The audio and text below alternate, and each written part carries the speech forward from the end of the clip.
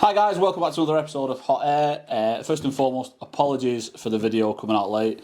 Gareth has not been very well. He's been struck down by a little bit of the flu, so he's been a bit poorly. Man flu. Yeah, he's only just got his voice back, to be fair, so obviously we couldn't put a video out, and it'd feel wrong me just doing one on my own.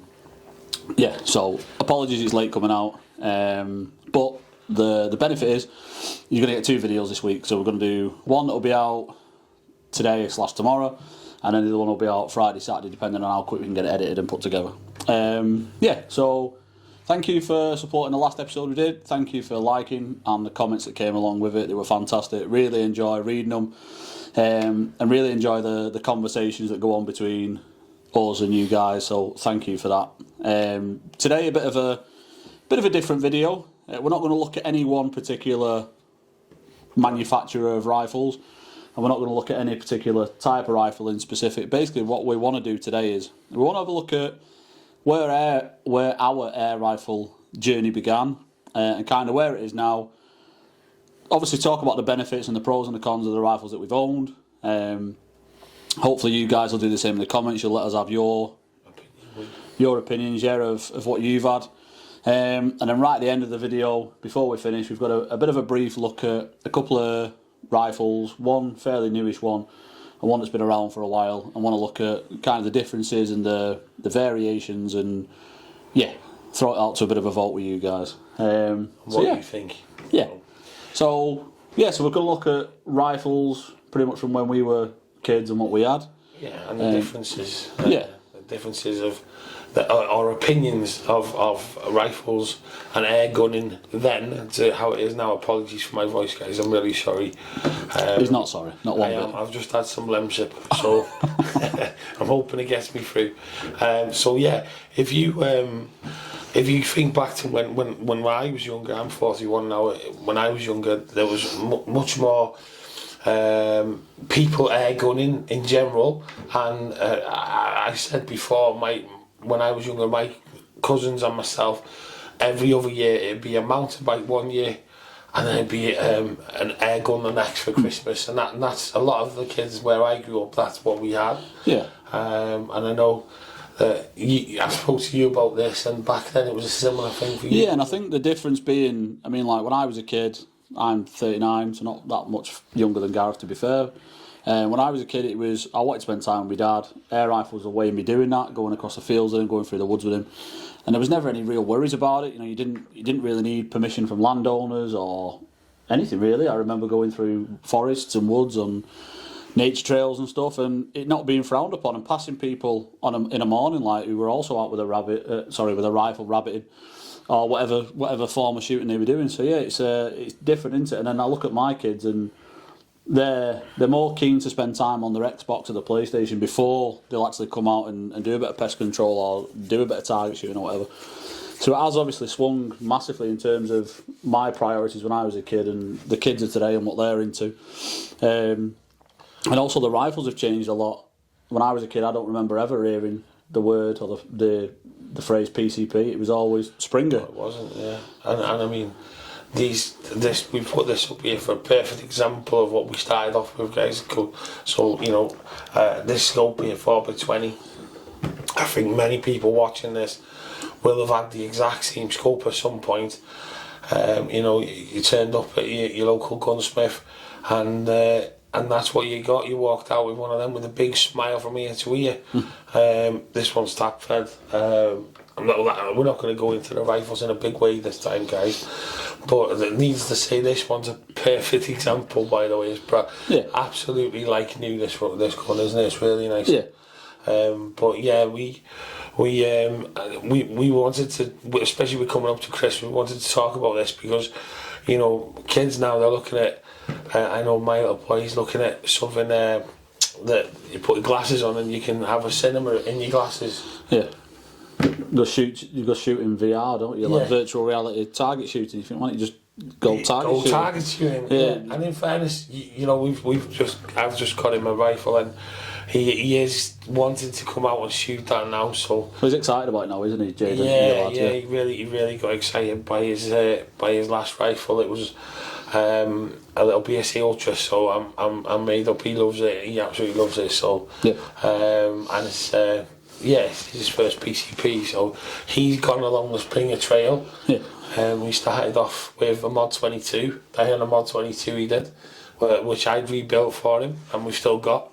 And it was a little bit, he was a little struggling with that, so I got him as a fun gun. I got him a Daisy Red Rider. Daisy Red Rider. 300 shot BBs, underlever. As much fun at the fair you can have all day.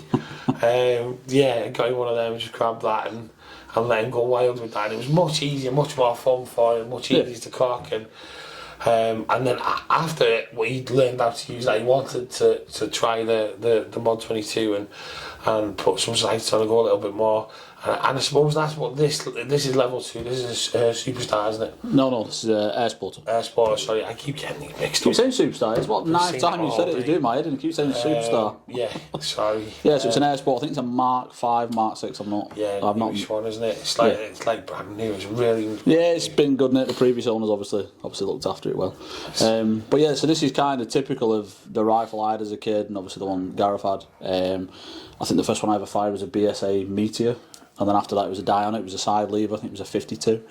And yeah, just dead fond memories of walking across fields, walking through forest with my dad, and the anticipation, wondering what we were going to get.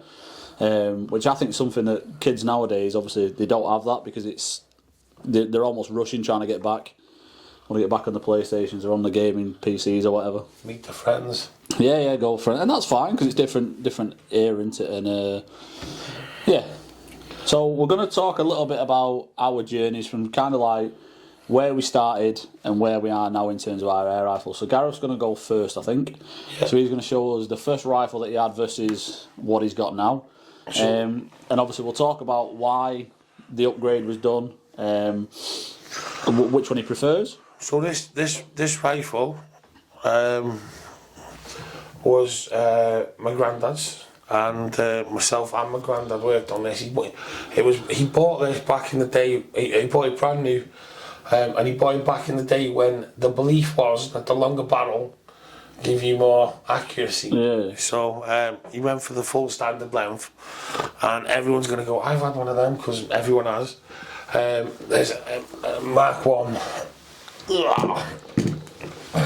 Yeah, stunning. Mark 1. HW77, and there's a nice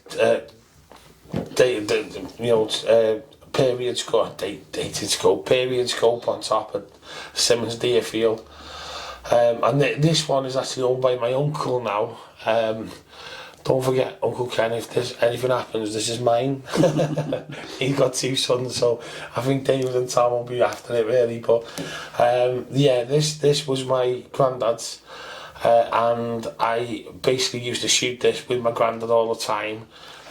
This is the one that when we did the Venom show, I spoke and told everyone that we didn't have enough money to get our own Venom, so we did all the internals, and we did it all ourselves, and we polished the internals and glided it. And you felt this is... it's a really nice gun to fire. It's very smooth, really nice action.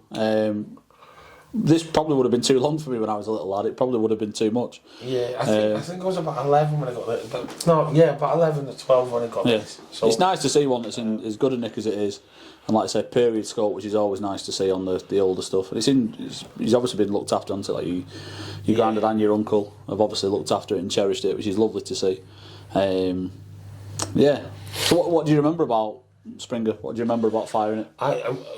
More working on it. I remember in the gun shop that we were always in. I remember pulling it all apart and going through it bit by bit, opening up the transfer port, polishing the first section of the barrel here and at the end.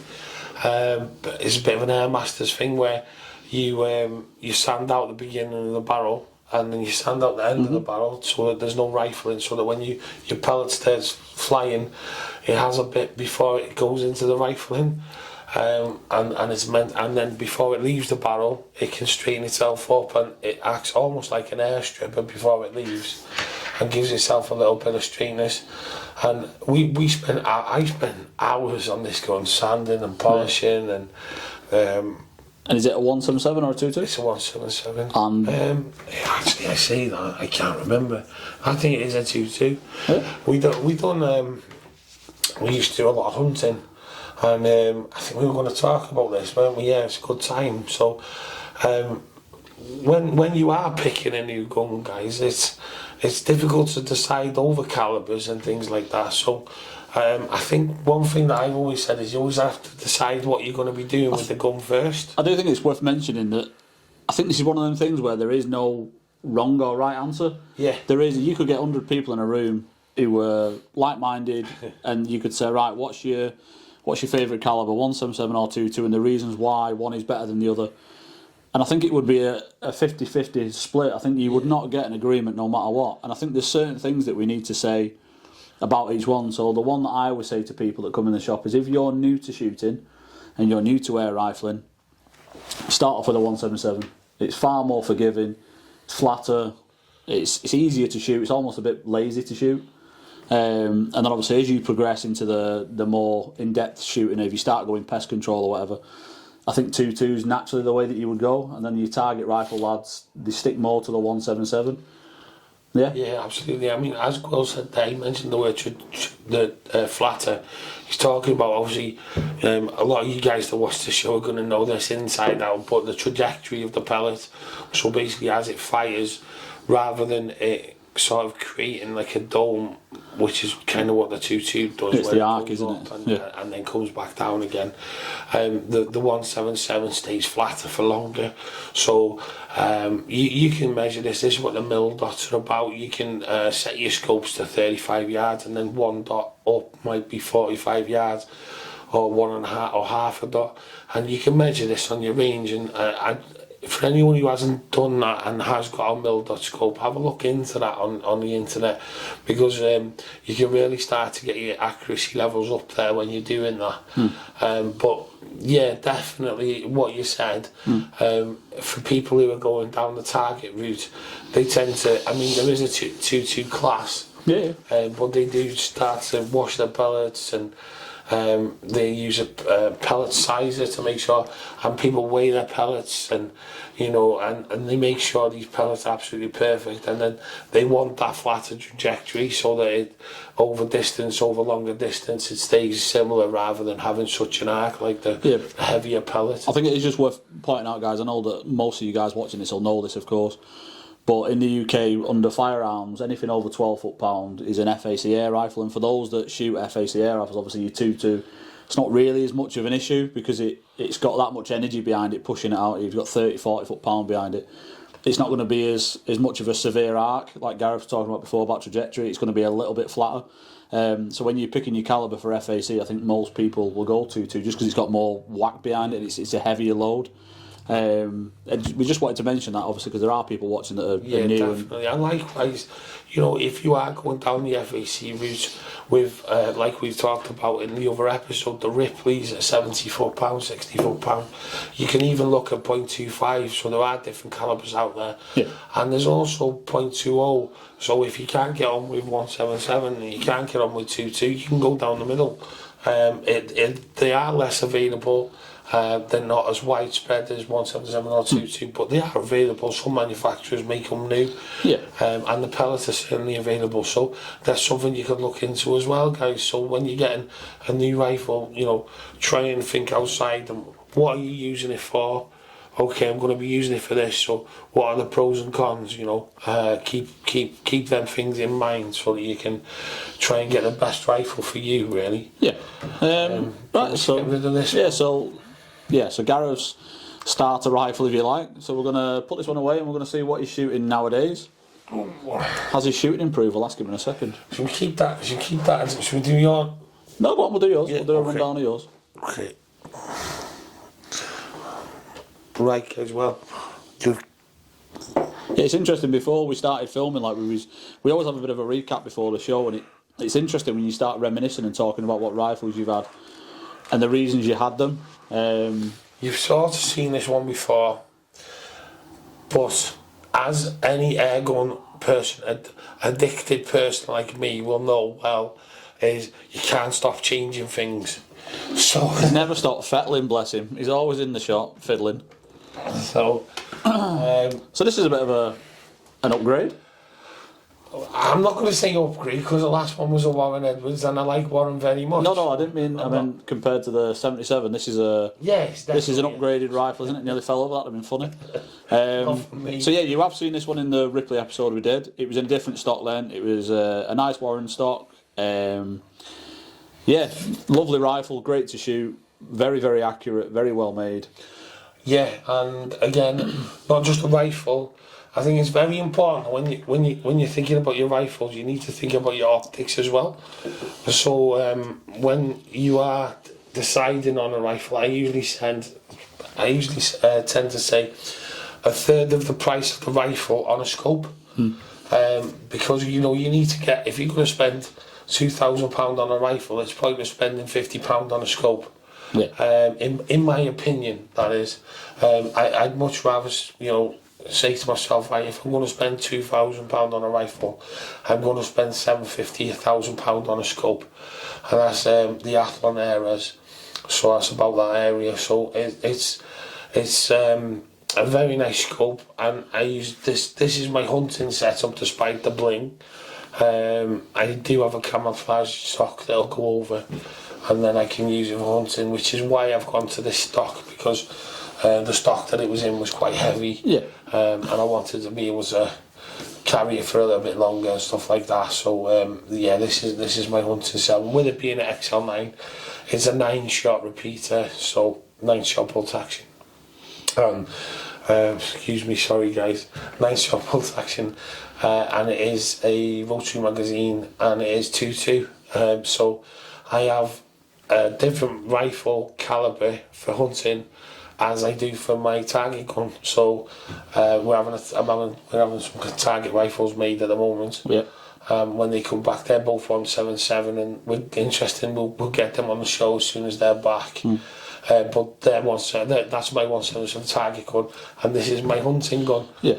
So, and it is just again, like as we were talking through the 77, we mentioned about the calibers and stuff. It's also worth mentioning that when you're choosing a specific style of rifle, so whether that be a break barrel or a gas ram or a PCP, it's worth mentioning that they'll perform in different ways. And by that I mean a Springer has got recoil, because obviously the springs contracts and then it relaxes.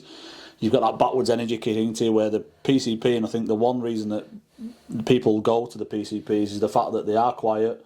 There is very little recoil. There's no recoil on them, and they are multi-shots. Obviously, if you're clearing pests and you want to be quiet and you want to be agile and you want to be clearing a few at one go, the PCP with the magazine's perfect, isn't it? Yeah, absolutely. I mean, I put 9 pellets in this, and I don't fill up again when I go out. That's it. I'll just put 9 pellets in, and that's me for the night. Yeah, well, 9's enough, innit? Like I say, you don't want to go and start taking 30 or 40. I think it gets to a point, doesn't it, where you manage your own trip outs, and I think 9's enough for anybody, isn't it? Really, I wouldn't take more than 9, to be fair. No. Unless it was something like rats or pigeons or something. I was clearing something pest off a farm or a property or whatever. Then yeah. But well, this is mine. Again, just a little tip, guys. We're doing little hot tips at the moment as we're going through these. If you are thinking of purchasing a PCP rifle for Christmas for one of your loved ones, just make sure that you've got everything with it. I.e., always make sure you've got your magazines. If it is a magazine fed, make sure the magazines. If it's a second-hand rifle, make sure the magazine comes with it, and also make sure the filler comes with it. I've seen a lot of people upset when they've got home and they've purchased a rifle, and the first thing they do is try and fill it up, and they go through the box and the filler isn't there. Yeah. So it's also worth mentioning, guys, that if, as Gareth said, if you do buy a second-hand rifle, whether that be from a shop or from someone on Gun Trade or a Gun Star, wherever it is that you find it, or maybe one of your friends is selling you one, make sure that the right probe for the right rifle. One of the things that I see a lot of in the shop is when people are trying to get rid of their rifles, or they wanted to trade it in for something, they'll just bring a fill probe. I don't know whether that's in the hope that you'll just take it, or whether it's they genuinely don't know that it's different. Just make sure if it's a fill probe that goes inside a port, make sure it fits. And if it's one like a Ripley or a Daystate, like the snap-on cap, just make sure it does fit the rifle. Get them to show you. Get them. Yeah. If you're buying off a friend or online and you go in there to collect it, just get them to pop it on and see. could you show me how to fill it up, please? You know, and again, could you show me how to load the magazine? Because I fell foul tonight, guys. I was loading up a rifle here tonight for one of the customers, and I was flying through the magazine, got to the end, and then realised you had to put one backwards and then the rest forwards. It's a silly mistake, but unless you know, you don't know. Took you under my wing, didn't I? Yeah, gave me a telling off. Didn't tell him off, guys. Not when he's poorly. So a very, very nice upgrade from where you started to where you are now. Yeah, absolutely. There's been tons on the way. I mean, I couldn't go through all the rifles. You know, we'd be here all week. But it's interesting, isn't it, how you go from Springer to PCP? I mean, I did, but I love Springers. That's why we've got a couple of Springers on the way. So that's our little target rifle duet that's getting done. No, I will never not have a Springer. I will never stop using a spring gun because I just like the simplicity. I like the way of going in the cupboard, grabbing the gun and walking out. If you're just going for a quick hunting session, Springers are fantastic. If you're going and you know you're going to be like doing a full-on shoot, or you go to shoot some targets for the day, then by all means take your gun. And I've got a little 3-litre bottle that I carry with me, and I'll take that with me. But that's another thing, that's another tip. When you are looking at purchasing something like this for Christmas or for a loved one, like I said, always take into consideration you're going to have to get some way of charging this gun. Yeah. So once you've got either your pump or if you are going down the bottle route, have you got somewhere nearby to fill a bottle? Yeah.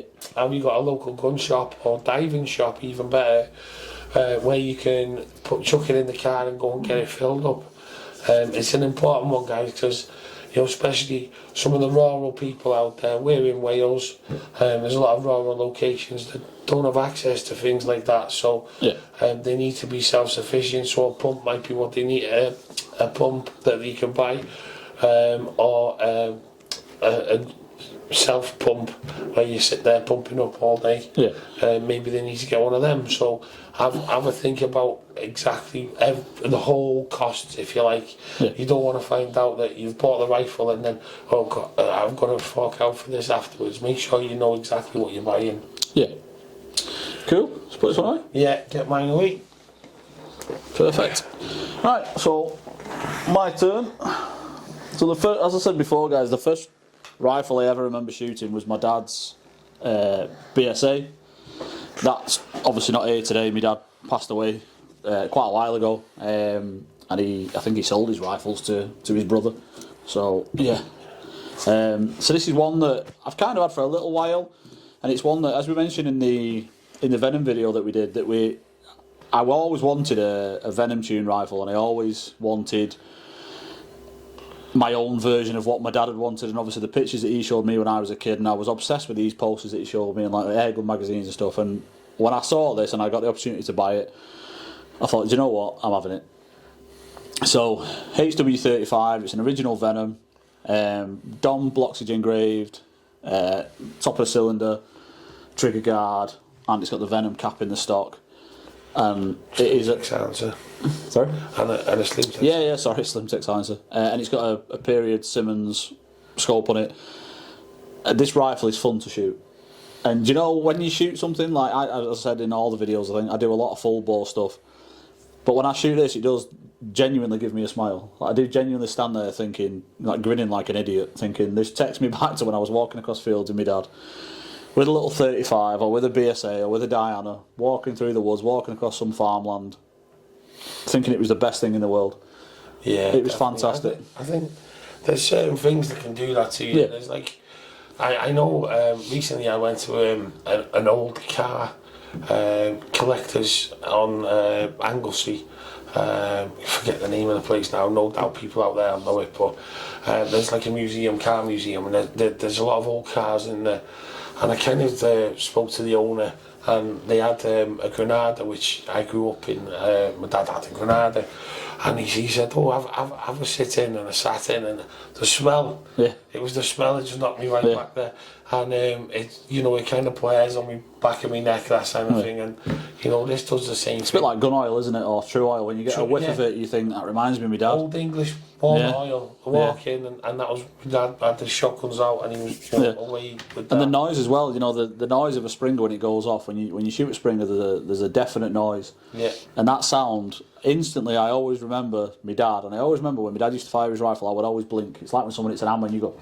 And I remember my dad firing me, blinking and like missing whatever he'd shot, and thinking like, my dad's like action man, he's great.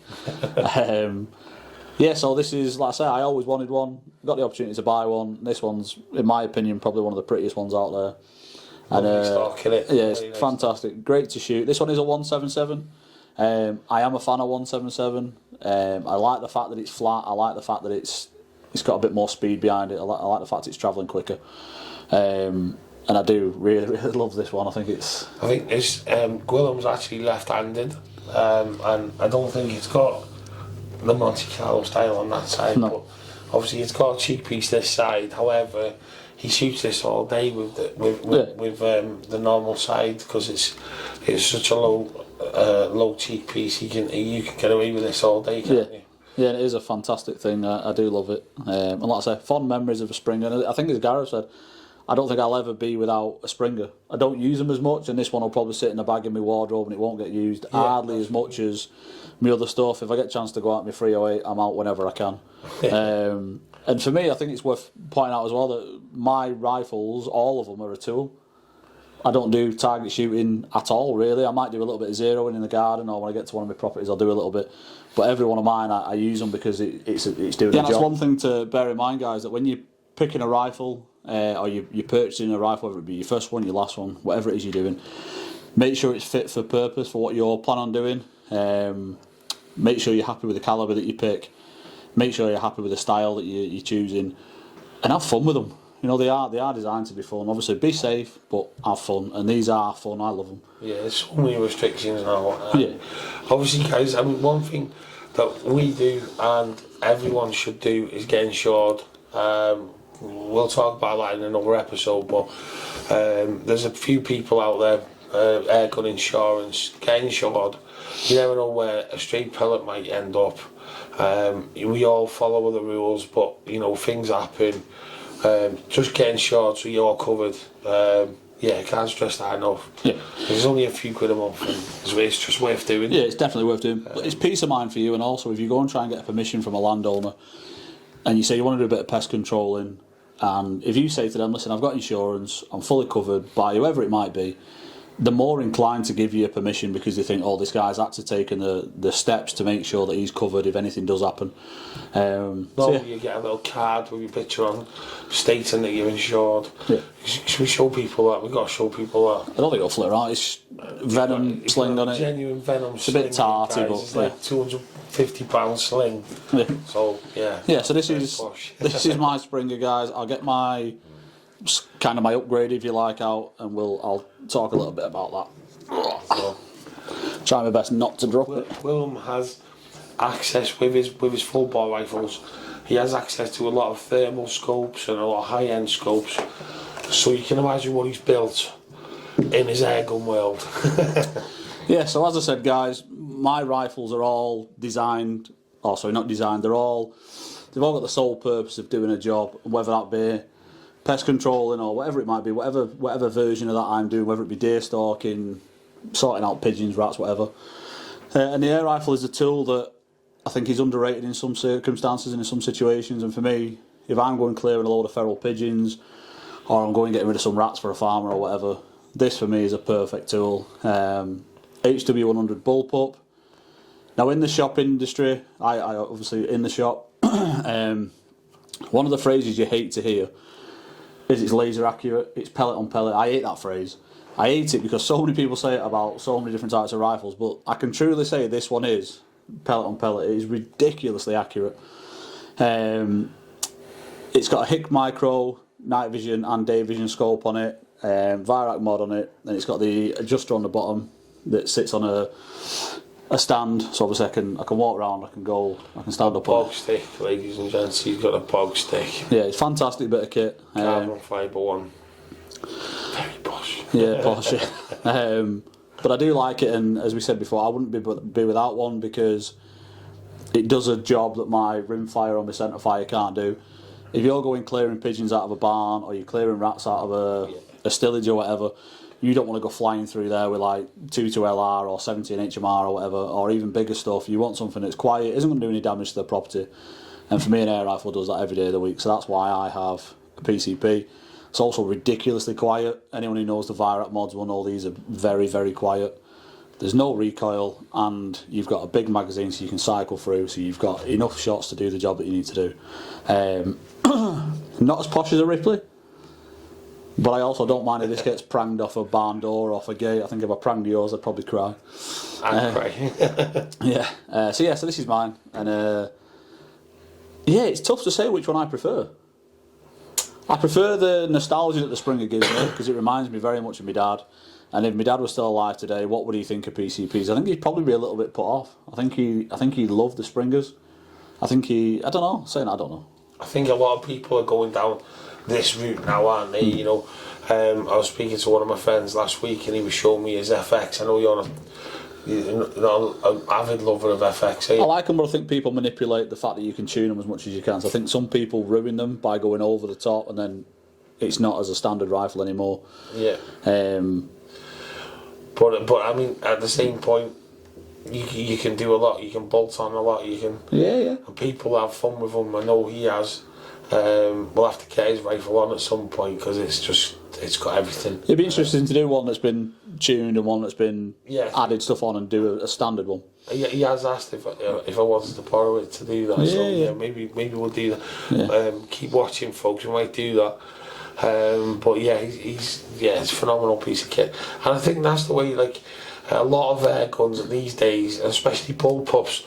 You know, bullpups were designed, guys, so that you could shoot out of a pickup. That was the initial design of a bullpup. But they're just so handy. You know, they're very small, easy to carry around with you. Well, the thing for me is like if you're in like a stillage or you're in a barn and you're trying to clear whatever pest it is that you might be doing. Some of the places that you go into and some of the buildings you go into, you haven't got a lot of room. So you're not having to swing a long barrel around. You've got something that's quite compact. You can carry it without a lot of notice, if you like, and you can manoeuvre it around the area that you're in without it causing too much hassle. I do like it. My Ripley, guys. Every time I've shown it, I haven't put the silencer on, because I didn't want anyone to laugh, but basically my silencer's a bit longer than this one, and I think your silencer's the full length of my gun. Yeah. So when I put my silencer on my Ripley, it becomes a very long gun. Yeah. It's like a musket. So,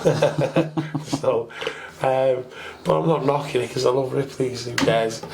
But yeah, it is long. But I think that is the wonderful thing about air rifles, in that you've got something for every budget and you've got something for every want and need and desire. You know, I get people come in the shop that want to spend thousands of pounds on something, and you get other people that come in and want to spend a couple of £100, and they're equally as happy as the person who's just paid a couple of grand. Yeah. They go out with a big smile on their face, whether that be a second-hand Springer, a new Springer, an entry-level PCP, whatever it might be. I think the thrill of knowing you've bought something you want, you're going to use it for whatever it is you're going to use it for, and I think you do genuinely get that buzz thinking, yeah, I've got something that I'm going to love and I'm going to enjoy using. I know. I was with you when a customer came in the other week, and there's a lot of holiday parks up here in North Wales, and they just wanted something to do some pest control on the holiday park. 175 quid, they were out, they got a gun, everything needed, and they were killing rats and rabbits, and I thought, brilliant. And they came back and they were telling us a week later how many they'd got.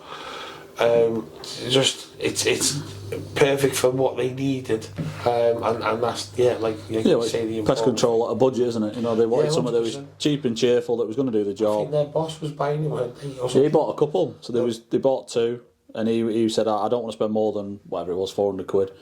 And they went back with 2 rifles, and he couldn't believe it. So he was happy, to be fair. Full power, £12. Yeah. There was the option they could have gone second hand and got something down that route, but these were brand new with a warranty, and it just goes to show how much, I think the lower end guns have come on. Yeah, I think we need to do something about that. today's a bit of an overall talk about. It's more of a fun talk, isn't it? The other thing, guys, I mean, where does it end up? You know, I mean, these are not our only guns. We're big collectors at the moment. Yeah.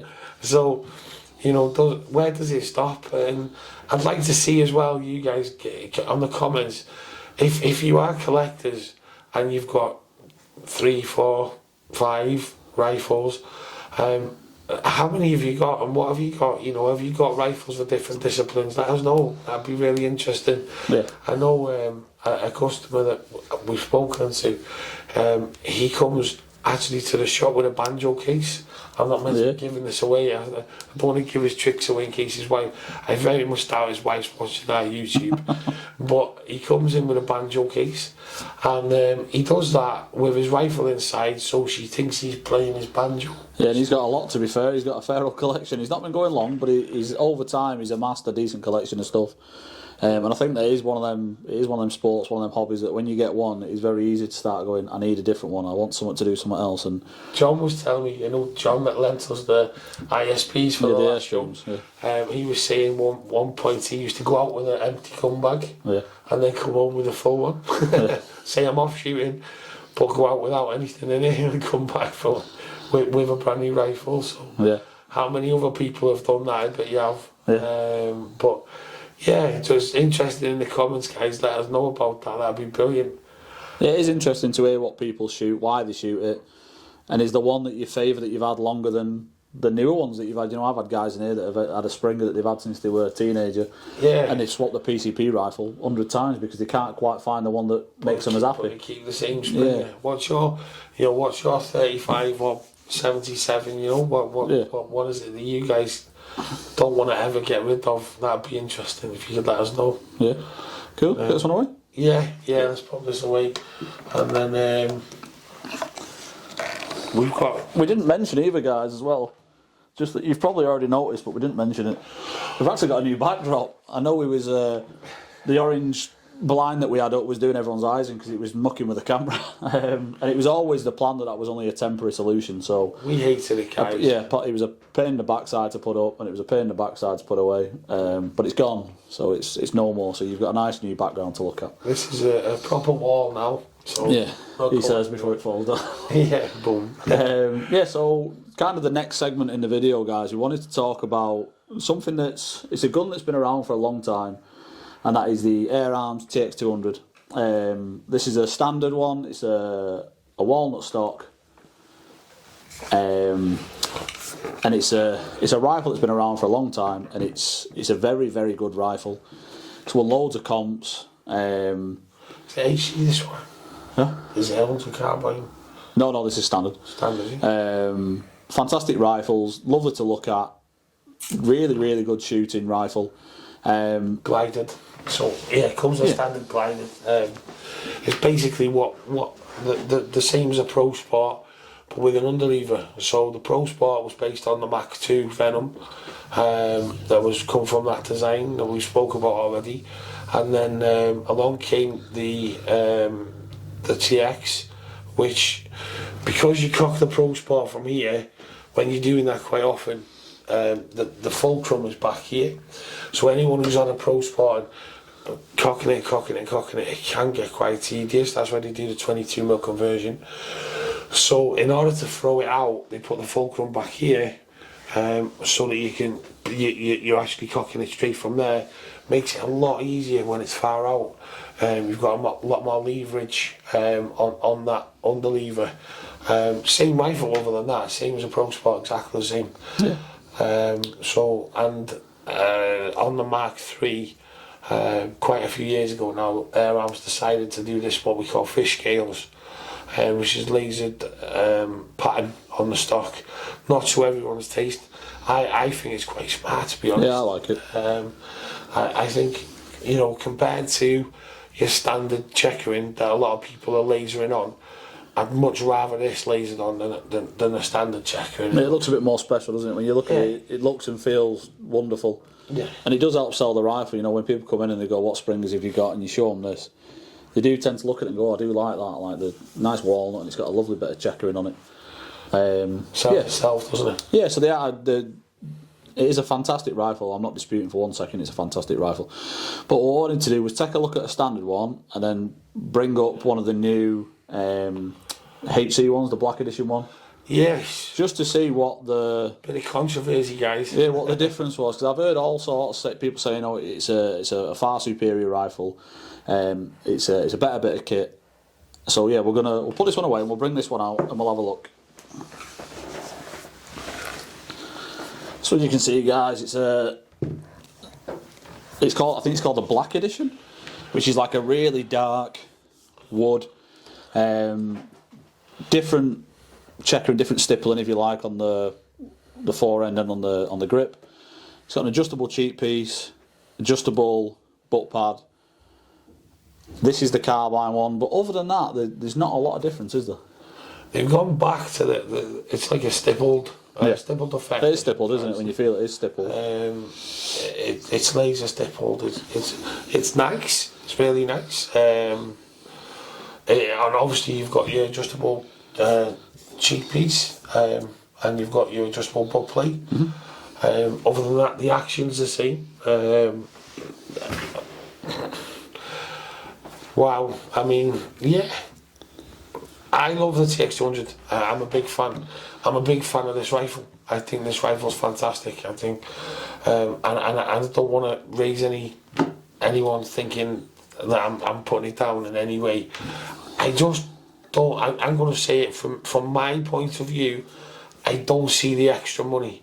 You've got an adjustable cheek piece, and you've got an adjustable butt plate. An adjustable butt plate can be added. An adjustable cheek piece can be added. Mm-hmm. You can phone up any of the stock makers and say, can I send you my stock and put on an adjustable cheek piece? They're going to charge you about £40–50 to do that. Warren will put a ball adjuster on there for you, so it goes in 360. I'm not sure what this one's got. It's just Allen key, just up and down, yeah. Is it just straight up and down? Yeah, I think so. With the check on that, guys, but I think if it is just straight up and down, I'm kind of like... I just think yeah, okay. I'm putting it over to yourselves. I'm not, because it's such a historic rifle. Yeah. I mean, the rifle is fantastic. It shoots fantastic. I know these are rifles inside out. I've had many of them, and I've got a Pro Spotter now. I just don't see where Air Arms added the extra money, if you like. Yeah, and I think that's one thing just worth pointing out, that no one's saying that this isn't a fantastic rifle, because it is. Owned them, shot them, they are really, really good. Yeah, I think for me, it's just, like Gareth said, you're looking at it and you're thinking, you spend an extra £250, and there's not a great deal of difference. Now, me personally, I would rather have a walnut one. I'd rather have a walnut one, do the cheek piece myself, do the butt pad myself, and I'd be equally as happy. I do think there's a market for this. I think people will buy them. I think people like them. If you just want something out of the box that has all the adjustments on it, great. Yeah. That's what they're giving you, I guess. They're giving you something straight out of the box. We did say that we weren't going to say, if someone's not to our 100% taste, we're going to tell you guys, we're not going to try and stick with the big brands on this. This is our show, and we want to be 100% honest about what we think, and we'd like to hear your comments on that as well, and see what you guys think from it. I know there's tons of Air Arms fans. I had an S410 for years, and I shot that everywhere, competition, everything. Yeah. Fantastic rifle. Even, you know, I put a single tray adapter in there, away you go. But I think there's in the comments, guys, I think it'd be interesting to hear from yourselves. It's kind of an idea that we've had for a future video, in that we wanted to look at rifles that were truly a limited edition, or truly a factory custom build. You're going to go down that controversy? Yeah, because I think there's a point to be made from when something's truly limited edition, or when something's just a standard model as is, and they've just tweaked the stock slightly, or they've added something onto it. And it'd be interesting to hear what you guys think of these limited edition rifles, and what limited edition rifles you own, or what you'd be tempted to own, because I do think it's interesting to get a read on what you guys like. No disputing, it's a fantastic rifle, shoots amazingly well. And this isn't a limited edition, is it? This is just No. So this is just standard a edition. This is what they've done. Yeah. You know, and I guess it's taken away from us. So I can see why they've done it, because a lot of people have done this with their TXs.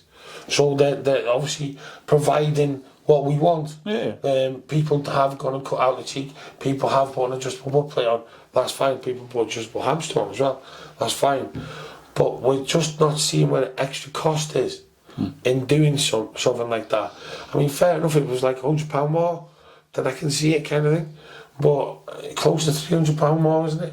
Yeah. And like I say, I think for me, I would much prefer the walnut. Standard walnut one, and then standard walnut one.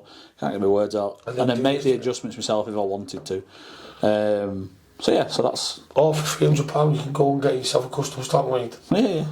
If you want There's to also that idea. You could sell your stock for 150 quid, especially if you've got the walnut stock. You can buy your rifle, walnut stock, put it up for £200 probably. Yeah. Pull that £200 to another £200 that you're adding, and go and pay £400 for a fully custom stock. Yeah. So let us know in the comments, guys, what you think about the various models of the same rifle that come out. Do you like the additions that they've made? Do you think that it's, I don't know, it's a difficult one, isn't it, to say whether it's right, whether it's wrong. I do like it. I think it's a nice looking thing. And we see why they've done it, because there is. Yeah. But we're just wondering, do you think it's a fair price? Yeah. Are you guys of the opinion where you'd rather go and get something done yourselves? Or let us know exactly that, really. So and don't forget to let us know what guns you've got yourselves, little collections. That'd be interesting. Keep the comments coming for us, guys, because we're really trying to keep track of everyone. And have we mentioned? We haven't mentioned them. No, I'm just gonna do it now. So that's kind of it for the chat today, guys. Bit of a different one, bit more of a free flowing one, as opposed to anything that was kind of, we didn't want to do another dedicated show, just not yet anyway. We're gonna do them. Obviously, we're gonna carry them on. We kind of done three, one after the other. Yeah, but for today, we just wanted to have an open, honest conversation about what we've shot, why we shoot it, and then obviously a little bit of a brief chat about this, just to see if you guys agree or not. And then just finally, guys, we've set up a membership to our channel on YouTube. I don't know why I pointed at you, and it's basically just for you guys to join us. It's like a members only place. You can connect to it, and basically what we're saying is that we will commit to doing one live stream per month, and basically anyone that's got any stories, any ideas, any suggestions, anything that you want to talk to us on a one-to-one basis, that's what it's for. It's basically an open forum for members. We can share stories, we can exchange ideas, we can talk about the things that maybe we can't talk about on the channel, obviously, because there's restrictions that you have to abide by. And you can ask us about your rifles as well. Yeah, and if there's anything that you need advice-wise from us, obviously loads of experience with shooting. So that's kind of the idea. So if you're interested in that, there's a little join button on the page. Click on that. There's like a tiny little monetary expense to pay. There's a bit where you can buy us a coffee as well. Yeah, so you click on buy a latte, if you're interested in doing so. Yeah, so that's kind of it, guys. So thank you for joining us once again. Please like, subscribe, leave your comments, tell us what you think, and let us know what you shoot and why you shoot it. Thanks, guys. Cheers, guys. See you later. Bye-bye. Bye-bye.